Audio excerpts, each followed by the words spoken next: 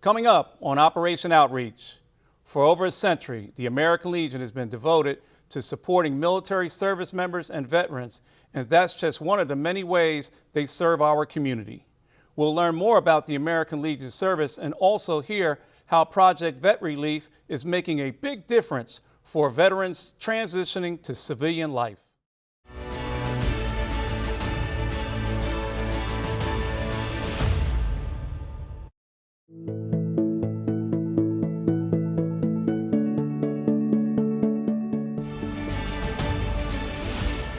Welcome to Operation Outreach, a new program to highlight the services available to military veterans in Central Florida. I'm Fred Robinson, chair of the Orange County Mayor's Veterans Advisory Council. I'm pleased to be joined by Mike Manley, the American Legion Department of Florida Assistant Adjutant. Mike, thank you for being here today. Well, thanks for having me, Fred. It's good to see you. You as well. Mike, can you tell me, what is the American Legion? Well, the American Legion is the country's largest veteran service organization. We have about 2 million members. Been around for about 104 years now, and we've got about 90,000 members in the state of Florida alone. So, okay, Mike, what is the mission of the American Legion? So we're basically serving veterans. We have 4 pillars that we focus on: Americanism, defense, veterans, and children and youth. And most of the programs that we have focus on those 4 broad issues. Okay. Can you tell me a little bit about Boys and Girls State? So yeah, Boys State and Girls State, they're my favorite. So Boys State's run by the American Legion, and our auxiliary runs the Girls State. And these students are rising seniors, so they're coming up on their senior year. They get to go to Tallahassee, and they build a 51st fictional state. They begin by electing officials from the mayors all the way up to state reps, the Supreme Court, and the governor. And then they start meeting, they start presenting bills, and they physically are in the building, in the actual Supreme Court, in the House, in the Representatives, and the Senate, and they go through the week, and they learn the functioning of real time of how things work, and it's really, really fascinating, the change that these kids go through while they're up there. Yeah, it's important, the development of building the future leaders of America. When I was with the Legion, my son actually went to Boys State. He had the opportunity, and he ended up being a senator. So yeah. I know what it does for the youth, and as far as qualifying them to get to the academies if they're chosen. Absolutely, what it can do. It's very transformational. You'll see really shy kids really come out of their shells, and you'll see leaders born that week. It's really, really a special program for both the boys and the girls. Tell me about the American Legion National Emergency Fund. So the National Emergency Fund officially was started in '89 during Hurricane Hugo. And since that time, the Legion has raised and dispersed $30 million worth of monies toward restoring and helping veterans that have been hit hard. They've obviously contributed to the hurricanes in Florida, but the wildfires in Hawaii, the floods in the Dakotas, and some of the lesser known disasters that we've had over the past couple of decades, it's really added up to quite a good response. Yeah, I know it's helped a lot of our members with the different challenges they went through from these particular national disasters, because we've been having quite a few back-to-back. Yeah, correct. And the Department of Florida now has its own disaster relief fund. Really? Yes, it does, over the past few years. And it's actually our commander's one of the 2 charities that he has chosen for fundraising this year. And we did give quite a bit of money to Hawaii during the wildfires at that time. Good, great. So it's pretty good. Can you describe some of the children and youth programs? Yeah, so the children and youth programs are pretty special. So what happens when a lot of these troops are deployed, and even some of the veterans' families, they go through a lot of distress. And these programs that we have basically help toward, these unforeseen circumstances that happen at that time.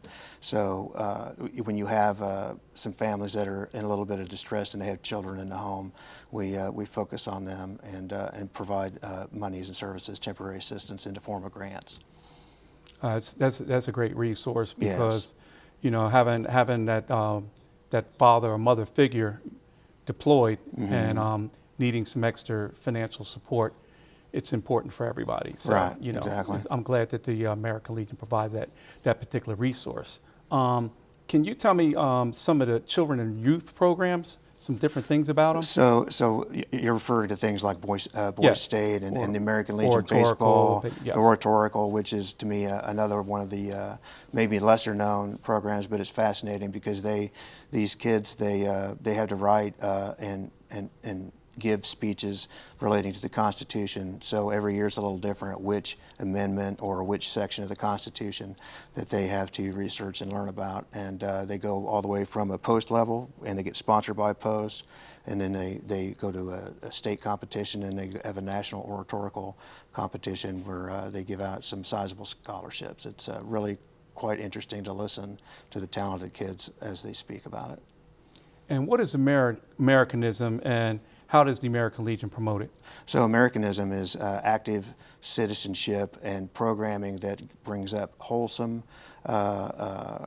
prioritized patriotism. So, you know, the Americanism, things that fall under that are like the U.S. flag code, the pledge in the schools, things like that.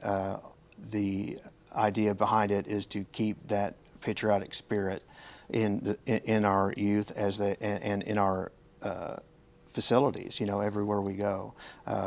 You know, there are a lot of times where you'll see the flag code is being broken, and it's unfortunate. And you know, as you know, we've also had the bill go back and forth over the last 40 years over protecting the flag. Correct. And so that has never gone away, and it's actually coming back up in prominence. So hopefully we can get some good traction on that issue. Is the American Legion active in any politics? Yeah, so we are a political, nonpartisan entity, and we serve as the veterans advocate in state and federal government. What we focus on is what's best for the veteran. One current issue that we have right now is we've got the Veterans Administration. Just this week, there was a story out that said that they had lost 120,000 veteran claims over the last 10 years. 120,000.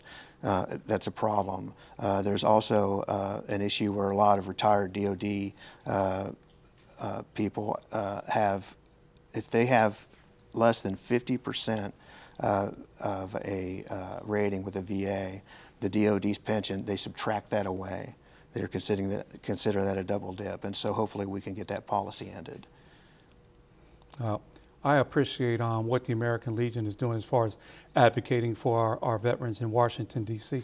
And can you briefly tell me a little bit about your military background and what your purpose is and what Sure. it means to you to be the assistant adjutant? Of course. So I joined the military. I joined the Army Reserve when I was 22, and I was a mailman in the Army. And so that was in 1990. And so I was halfway through basic training August 2nd, of course, when Saddam invaded Kuwait. And so I did that deployment. And then I did another one in 98 in Bosnia during Operation Joint Guard.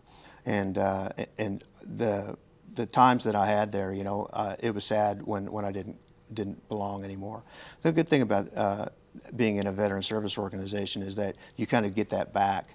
You know, you can do missions with a purpose, right? Whether you're doing a blood drive or a bike drive, or if you're helping a widow get her benefit form filled out, you know, after 3 years after the husband has passed away.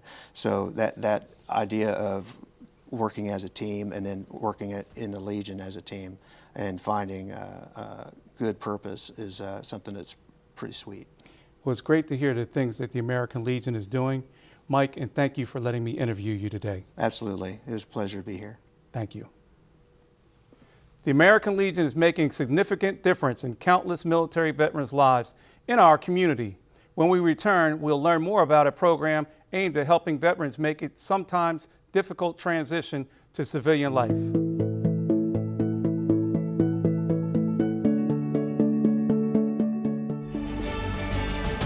I'm joined by Lenora James, a veteran service caseworker with the American Legion. Lenora, thanks for being here. Thank you for having me. Lenora, how long have you been with the American Legion? A little over 2 years. Okay. Have you ever served in the military? No, not myself, but I'm the wife of a Navy veteran and the mother of a Coast Guard veteran. I've had lots of family members that served. Well, thank you for your family service. And with Project Vet Relief with the American Legion, can you tell me a little bit what that particular program provides for the veterans in the community? Project Vet Relief has been around about 9 years. We provide rent, mortgage, utilities assistance, and in some unique situations, transportation and health services. Okay, and how do you qualify? Basically, you qualify, it's an application-based process. There are criteria that you meet, specifically 120 days residency. You also have to meet a military discharge status of general or also of honorable, as well as you do need to show sustainability and proof of a hardship. We obtain the information through supporting documentation to support your application. So it's more of a hand up than a handout. Correct. All right. And do they have to contact any other organizations as well for help that they may need other than the American Legion? Is that part of the criteria? They may need to contact Veteran Services to help them get some of the paperwork, like their DD-2, try to get their DD-214, that sort of thing. Some veterans sometimes have misplaced it. They may need to go with their social worker at the VA to try to obtain some of those documents. But most of the documents they'll be able to is readily available to them. And this is a one-time assistance program per individual, or could they come back again under mitigating circumstances? It's typically a one-time only assistance program.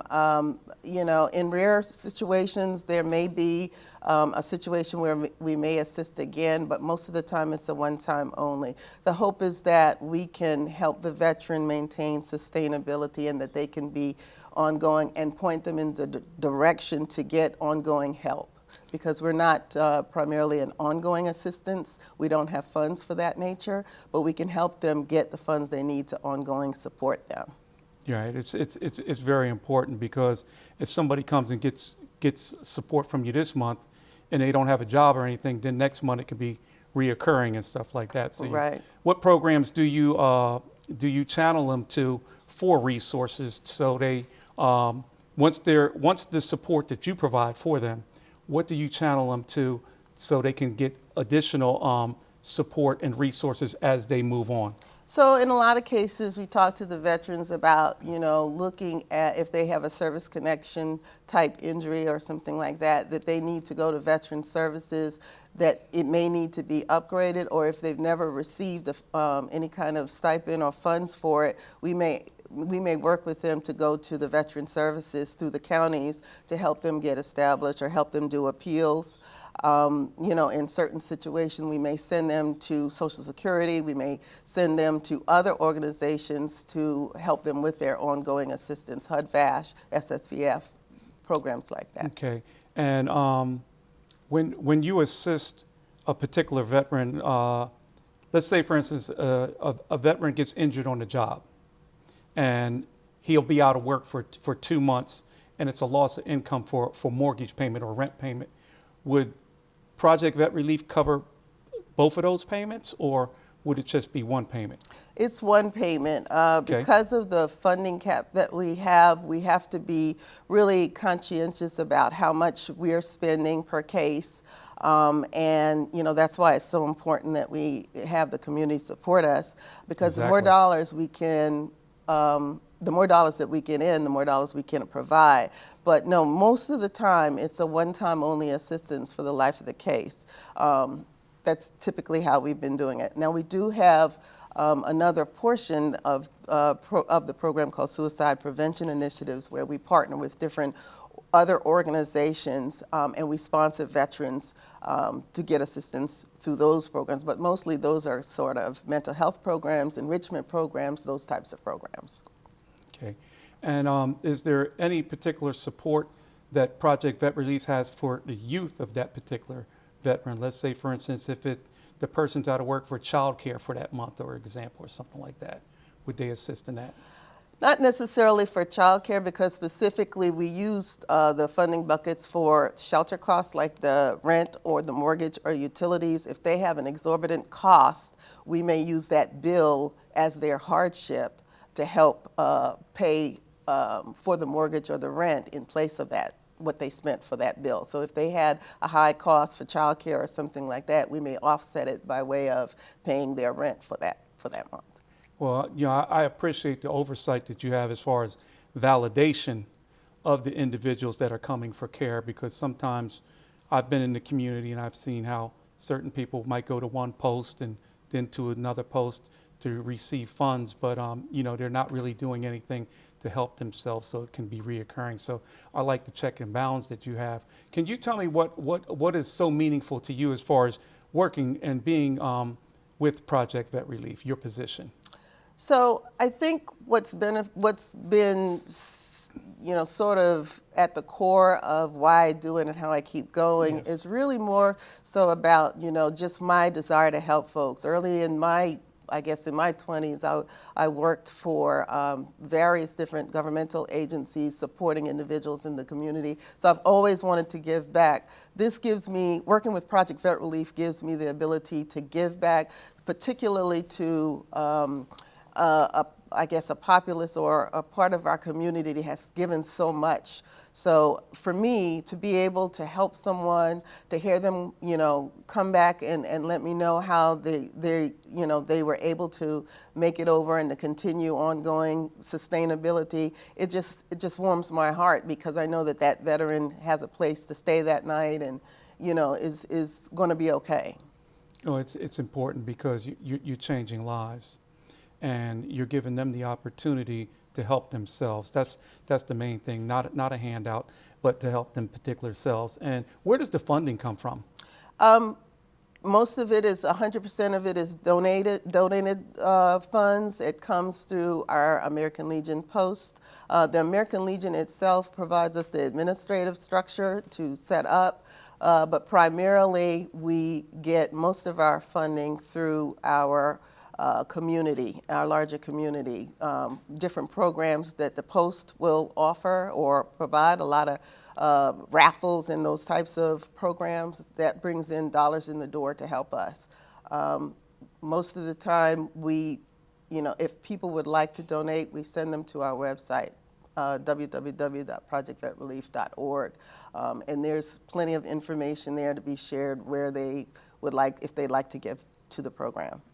Well, Lenora, I want to thank you so much for what you're doing at Project Vet Relief and what the American Legion is doing for our veterans and their local families. Thank you so much. Thank you, Fred. It's a pleasure being here. You're welcome, ma'am. Project Vet Relief is an excellent example of how American Legion helps serve our veterans. Veterans Day 2023 was marked as a special ceremony here in Orange County. See the highlights when we come back.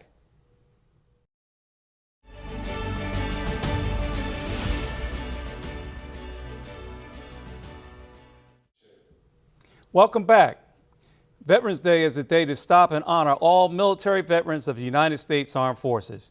In Orange County, a special ceremony was held outside the Orange County Administration Building. Here are some of the highlights.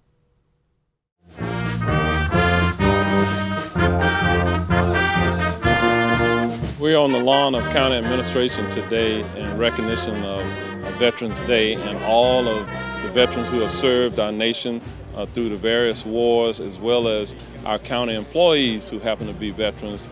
And so we celebrate them. We have involved youth from East River High School, from Evans High School, and Jones High School in the program today. And so it has been a wonderful celebration of our veterans. The mayor supports our veterans in the county. And not only that, it's just the fact that it shows that the veterans have joined together with different organizations to do the best we can collectively and collaborating to help our veterans in the community, their families, resources for homeless veterans, resources for food, resources for education, just everything that we can provide for them. We just want to make sure that they're aware of our council so they can come there, or they can view us online to see what's available so they don't miss out on anything. You know, as you see these kids across the street, you hear the noise during the ceremony of them playing, that's it right there. We fight for all the things that are simple in life, our family, our kids, just to be able to go and to and from work and have fun. So like it's huge for us as a government and the mayor to recognize the veterans in their service, because that doesn't happen as much as it should.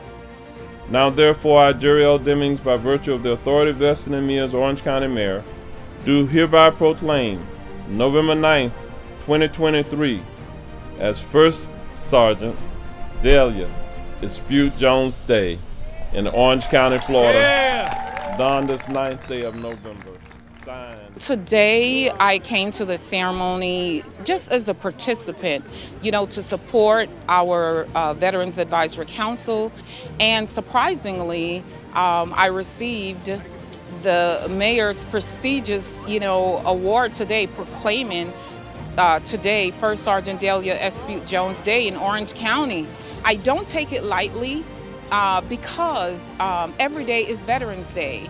I understand why I received the award, but it also boosts me to continue to do what I do in the community, and that is support our veterans.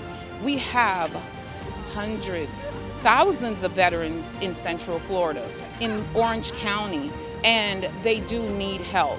So the more I do, the less we have veterans on the streets or in need of benefits, and I am that tool that helps the veterans to get to those resources. So I'm honored. I am truly honored. Veterans Day should almost be celebrated every day, but it is wonderful that we just stop for a moment, and all of us, the commission, the mayor, the staff, those that have served, those that we've lost and their loved ones, because we want to honor them. We want to make sure that today is not only a day that we say thank you, but a day that we stop and remember. And I think that's the key thing, is that we stop. I think we always, when we see servicemen, we always say thank you for your service. But today, it's like everything pauses for a moment. We recognize those great people who have led us in this community, and we recognize those that are still amongst us and encourage them. And I think that's important. I want to thank all of our veterans, everybody that stood up and put their hand up for our country. And I want to thank all of our youth, because it's all volunteer. And we just encourage more youth to go ahead and serve. We open the doors, just run through it. We have a solemn commitment that we will never, ever forget the service and the sacrifice that our veterans have made through the decades. And so we're here to honor that solemn commitment that we will never forget.